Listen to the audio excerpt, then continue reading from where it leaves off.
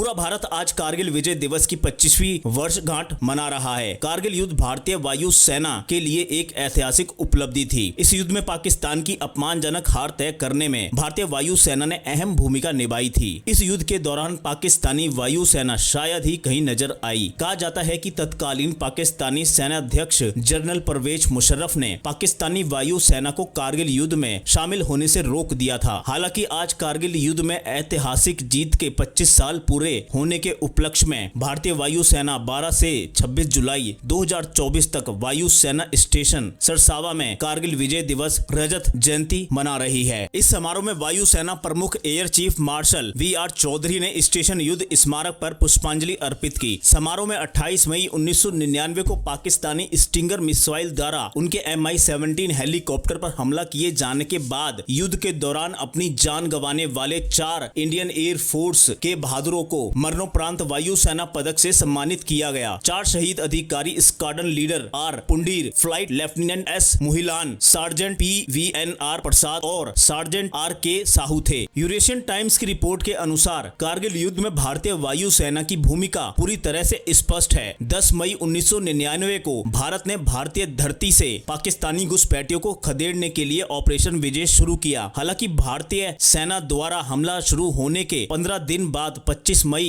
1999 को वायु सेना को दुश्मन के ठिकानों पर हमला करने की अनुमति दी गई थी। युद्ध में देर से प्रवेश करने के बावजूद भारतीय वायु सेना ने पाकिस्तान को अपमानजनक हार देने में महत्वपूर्ण भूमिका निभाई। 2 महीने से ज्यादा चले संघर्ष के दौरान भारतीय वायु सेना ने करीब 800 एस्कॉर्ट उड़ानें, 350 टोही उड़ानें और 5000 हमलावर उड़ानें भरी। इस युद्ध में भारतीय वायु सेना ने पाकिस्तानी सैन्य ठिकानों पर जबरदस्त हमले किए। वायु सेना ने इस युद्ध में MiG-21 और MiG-23 के साथ Mi-7, Mi-25 और Mi-35 हेलीकॉप्टर का इस्तेमाल किया। इनमें से कई युद्ध तो समुद्र तल से 16,000 फीट की ऊंचाई पर लड़े गए, जिन्हें लड़ाकू विमानों के लिए आसान नहीं माना जाता है। इस युद्ध में एक MiG-21 लड़ाकू और एक Mi-17 हेलीकॉप्टर दुश्मन की सतह से हवा में मार करने वाली मिसाइल स्टिंगर से टकरा गए थे। इससे भारतीय वायु सेना को जनहानि का भी सामना करना पड़ा था। इसके बाद भारतीय वायु सेना ने अपना तुरुप का पत्ता मिराज 2000 फाइटर जेट तैनात किया। इसने युद्ध की दिशा ही बदल दी। सटीक निशाना लगाने के लिए लेजर गाइडेड बम का इस्तेमाल करते हुए भारतीय वायु सेना ने टाइगर हिल, टोलोलिंग पॉइंट 1540 और बटालिक सेक्टर में एक पाकिस्तानी सप्लाई बेस जैसे रणनीतिक स्थानों पर दुश्मन के गढ़वाले ठिकानों पर बमबारी की। भारतीय सेना मुख्यालय ने भारतीय वायु सेना के शानदार प्रदर्शन की प्रशंसा की और उन्हें संदेश भेजा, जिसमें कहा गया, आप लोगों ने शानदार काम किया है। आपके मिराज के लड़ाकों ने अपने सटीक लेजर गाइडेड बमों से टाइगर हिल क्षेत्र में दुश्मन बटालियन मुख्यालय को जबरदस्त सफलता के साथ निशाना बनाया। उस हमले में 5 पाकिस्तानी अधिकारियों के मारे जाने की खबर है और उनका कमांड और कंट्रोल टूट गया, जिसके परिणाम स्वरूप हमारे सैनिकों ने सचमुच पूरे टाइगर हिल क्षेत्र पर चढ़ाई कर दी है। दुश्मन भाग रहा है। भारतीय वायु सेना का प्रदर्शन इतना अच्छा था कि इसकी तैनाती के बाद भारतीय वायु सेना के हमलों से पहले एक भी सेना का ग्राउंड ऑपरेशन नहीं किया गया। जबकि भारतीय वायु सेना की भूमिका को अक्सर याद किया जाता है और सम्मानित किया जाता है। संघर्ष में पाकिस्तानी वायु सेना की गैर भागीदारी एक ऐसा विषय रहा है जिसकी खोज नहीं की गई है। ऐसे कई कारण हैं जिनकी वजह से पाकिस्तानी वायु सेना कभी भी कारगिल युद्ध में सक्रिय रूप से शामिल नहीं हुई। दरअसल पाकिस्तानी सेना ने कारगिल में घुसपैठ फरवरी 1999 में शुरू की थी। इसकी तैयारी अक्टूबर 1998 में परवेज मुशर्रफ के सेना प्रमुख के रूप में पदभार ग्रहण करते ही शुरू हो गई थी। हालांकि centre for land warfare studies के लिए युद्ध पर सेवानिवृत्त एयर कमोडोर M. केशल तुफैल की रिपोर्ट कारगिल संघर्ष के दौरान पाकिस्तानी वायु सेना की भूमिका के अनुसार सेना ने 12 मई 1999 को भारत के साथ शत्रुता शुरू होने के 2 दिन बाद पाकिस्तानी ऑपरेशन के बारे में सूचित किया। उनके विवरण के अनुसार तत्कालीन पाकिस्तानी वायु सेना के एयर मार्शल जाहिद को 12 मई 1999 को कश्मीर कॉन्टिंजेंसी के बारे में मुख्यालय 10 कोर में एक ब्रीफिंग के लिए एक टीम भेजने के लिए कहा गया था। एयर कमोडोर तुफैल ने उल्लेख किया कि पाकिस्तानी वायु सेना भारतीय वायु सेना से मुकाबला करने की स्थिति में नहीं थी। उन्होंने बताया कि F-16 जो एकमात्र सक्षम पाकिस्तानी विमान थे जो भारतीय वायु सेना को चुनौती दे सकते थे, का उपयोग संयम से किया जाना था, क्योंकि राष्ट्र पर मौजूदा प्रतिबंधों के कारण अमेरिका से स्पेयर इन्वेंट्री बहुत कम थी। पाकिस्तान एयर फोर्स को डर था कि पूर्ण पैमाने पर संघर्ष की स्थिति में वे असहाय हो जाएंगे। सके यदि उनके पास F-16 स्पेयर पार्ट्स की सभी आपूर्ति समाप्त हो गई। उन्होंने यह भी उल्लेख किया कि यदि पाकिस्तान एयरफोर्स को प्रारंभिक योजना चरणों में शामिल किया गया होता तो कारगिल की घटना को रोका जा सकता था। कारगिल युद्ध के दौरान पाकिस्तानी प्रधानमंत्री नवाज शरीफ ने भी 2004 में पुष्टि की कि पाकिस्तानी वायु सेना को जनरल मुशर्रफ की योजनाओं के बारे में पता नहीं था। तो दोस्तों इस खबर में इतना ही, जल्द मिलते हैं अगली खबर के साथ। जब तक के लिए जय हिंद, वंदे मातरम। अगर वीडियो पसंद आया हो तो वीडियो को लाइक, शेयर, कमेंट और चैनल को सब्सक्राइब जरूर करें।